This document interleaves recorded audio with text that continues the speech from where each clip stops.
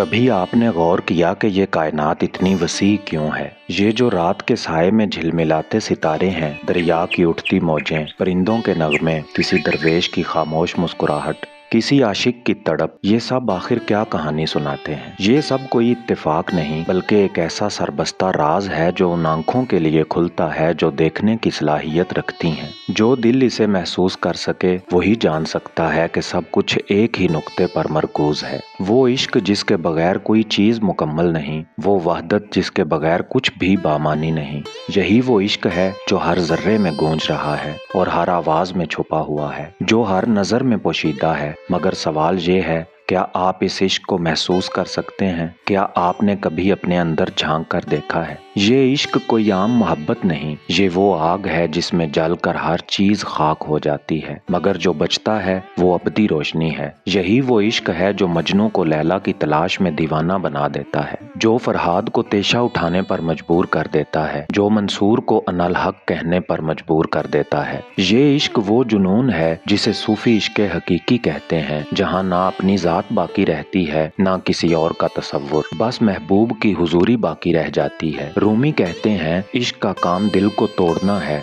ताकि इसके अंदर रोशनी दाखिल हो सके।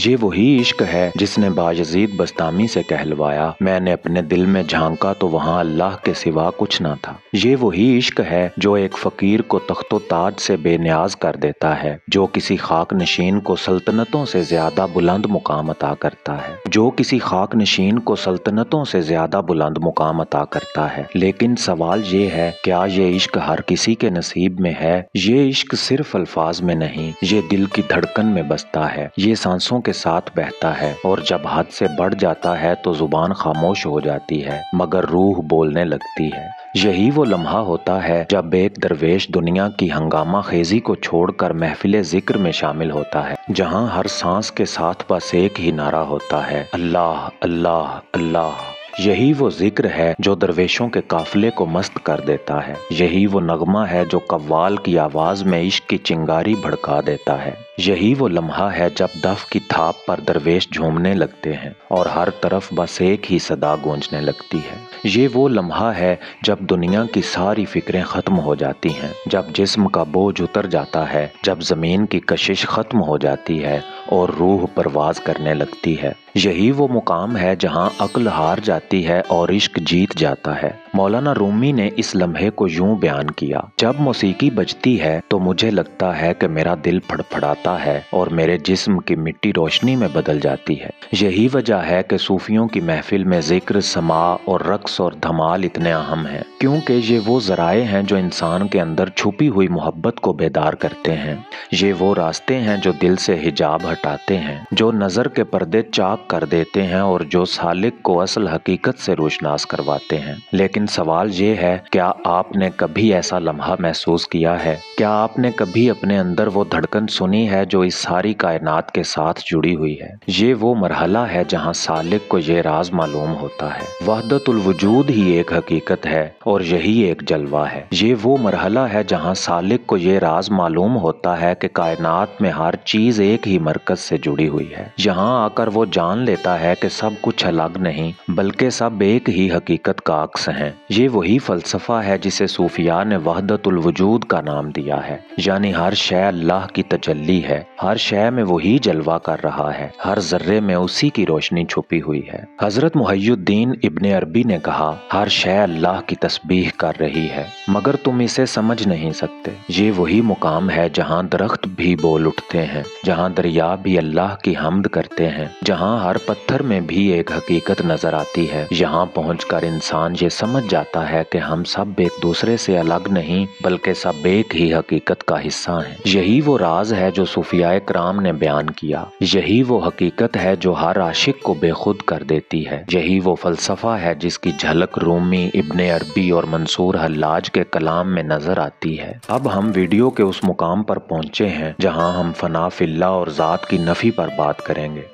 ये सफ़र का आखिरी और सबसे अजीम मुकाम है जहाँ सालिक अपनी ज़ात को मिटाकर अल्लाह में गुम हो जाता है। यहाँ पहुंचकर मैं ख़त्म हो जाती है और सिर्फ वो बाकी रहता है। ये वो मुकाम है जहाँ सूफी ये कहता है कि मैं नहीं हूँ, जो कुछ है बस वही है। यही वो लम्हा था जब हजरत मंसूर हल्लाज ने अनल हक कहा, क्योंकि वो अपनी हस्ती को मिटा चुके थे, वो अपने वजूद से निकल चुके थे और उनके अंदर बस अल्लाह की रोशनी बाकी रह गई थी। ये वही मुकाम है जहाँ इंसान को अपने और गैर में कोई फर्क महसूस नहीं होता, जहाँ हर चेहरे में एक ही चेहरा नजर आता है, जहाँ हर चीज एक ही हकीकत का मजहर बन जाती है। यही वो लम्हा है जब इंसान की नजर बदल जाती है, जब उसका ज़ाविया निगाह तब्दील हो जाता है, जब वो अपनी महदूद अक्ल के पर्दे हटाकर हकीकत को देख लेता है। यही वो खजाना है जिसकी तलाश में बादशाह दरवेशों के दर पर झुकते हैं। यही वो खजाना है जिसके लिए रूमी ने अपनी जिंदगी वक्फ कर दी, जिसके लिए अनल हक का नारा लगाने वाले मंसूर हल्लाज रहमतुल्लाह अलैह ने खुद को फना कर दिया। लेकिन सवाल ये है, क्या आप भी इस राह के मुसाफिर बनने के लिए तैयार हैं? क्या आप भी अपने दिल के दरवाजे खोल कर इस रोशनी को अंदर आने देंगे? क्या आप भी इस राज को समझने की जुस्तजू या कोशिश करेंगे?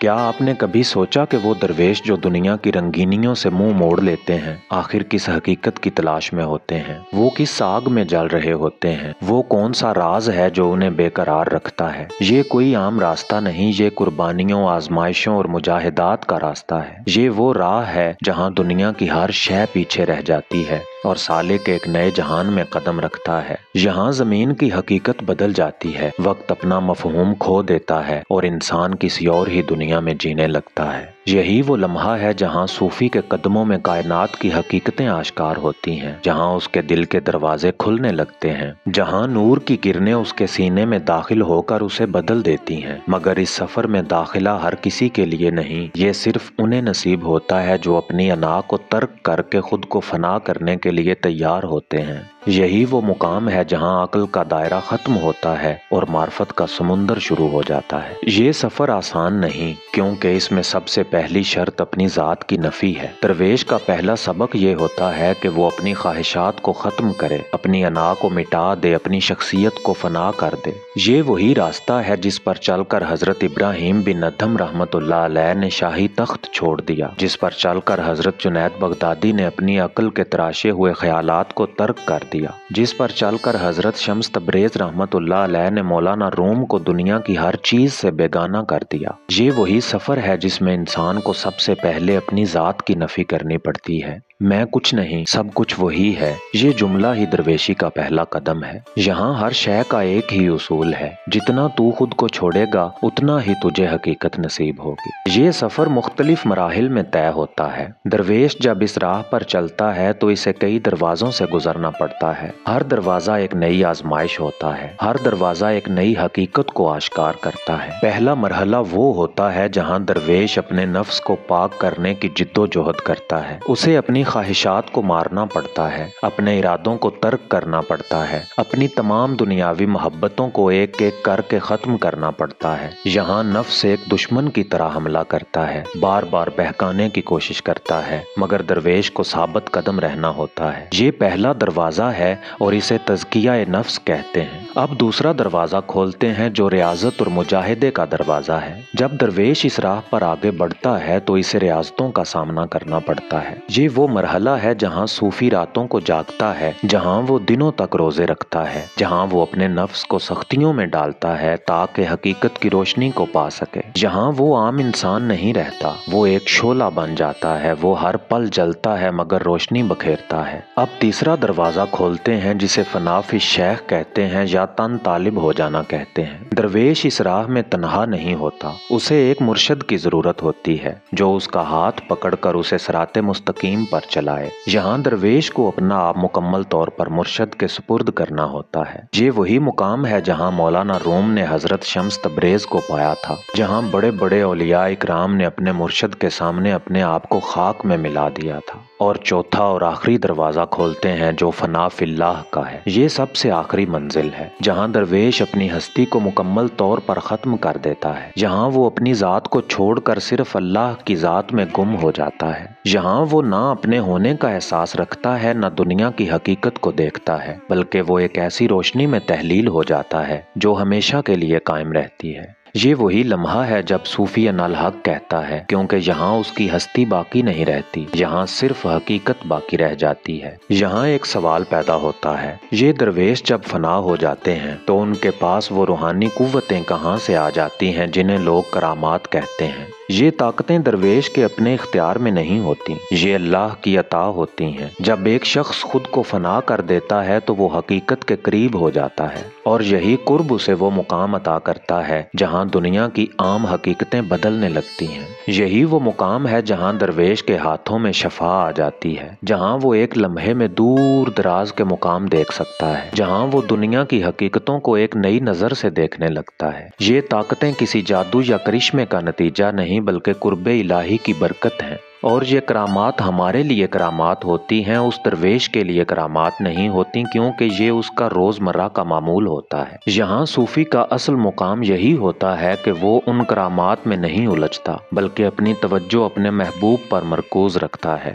یہاں ایک اور سوال باقی رہ جاتا ہے، درویش آخر میں کیا بن جاتا ہے؟ کیا وہ دنیا سے الگ ہو جاتا ہے؟ کیا وہ کسی اور دنیا میں چلا جاتا ہے؟ یہاں صوفیاء ہمیں بتاتے ہیں کہ درویش فنا ہو کر بھی باقی رہتا ہے، یعنی وہ دنیا میں ہوتا ہے مگر دنیا میں نہیں ہوتا، وہ لوگوں کے درمیان ہوتا ہے مگر ان جیسا نہیں ہوتا، وہ زندگی گزارتا ہے مگر اس کے اصول عام لوگوں سے مختلف ہوتے ہیں۔ یہی وہ مقام ہے جہاں درویش ایک خاموش روشنی بن جاتا ہے، ایک ایسا چراغ جو ہر جگہ نور بکھیرتا ہے مگر خود جلتا رہتا ہے۔ یہی وہ مقام ہے جہاں صوفی خود کچھ نہیں کہتا مگر اس کی خاموشی سب کچھ کہہ دیتی ہے۔ یہی وہ مقام ہے جہاں ایک عام شخص درویش کے در پر آ کر سب کچھ پا لیتا ہے، کیونکہ یہ در وہ در ہے جہاں حقائق آشکار ہوتے ہیں، جہاں راز کھلتے ہیں، جہاں معرفت کی بارش ہوتی ہے۔ یہی وہ خزانہ ہے جو صدیوں سے درویشوں کے سینوں میں چھپا ہے، یہ وہ خزانہ ہے جو کائنات کے اسرار کو کھول دیتا ہے، یہ وہ راز ہے جو عام آنکھوں کو نظر نہیں آتا مگر جو ایک بار دیکھ لے اس کی زندگی ہمیشہ کے لیے بدل جاتی ہے۔ مگر سوال یہ ہے، کیا آپ اس راز کو سمجھنے کے لیے تیار ہیں؟ صدیوں سے درویشوں کے یہ راز ان کے سینوں میں دفن رہے، یہ علم ان کے ملفوظات میں چھپا رہا، یہ حقیقتیں ان کی محفلوں میں سنی جاتی رہیں مگر عام لوگوں کے لیے یہ ہمیشہ ایک پردے کے پیچھے رہی۔ مگر آج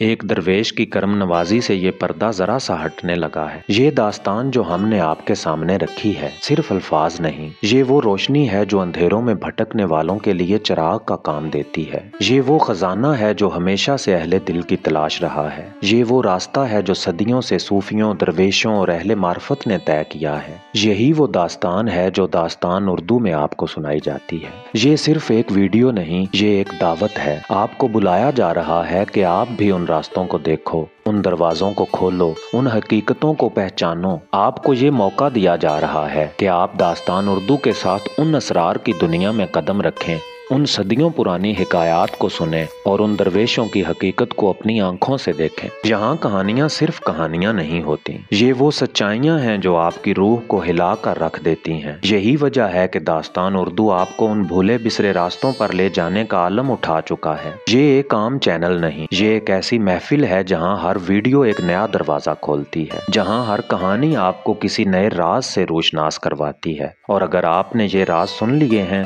تو سمجھ لیں کہ آپ بھی اس داستان کا حصہ بن رہے ہیں۔ تو کیا آپ تیار ہیں؟ کیا آپ داستان اردو کے ساتھ اس روحانی سفر میں آگے بڑھنے کے لیے تیار ہیں؟ کیا آپ ان دروازوں کے پار جھانکنے کے لیے تیار ہیں؟ اگر ہاں تو یہ سفر ابھی ختم نہیں ہوا، یہ تو ابھی شروع ہوا ہے۔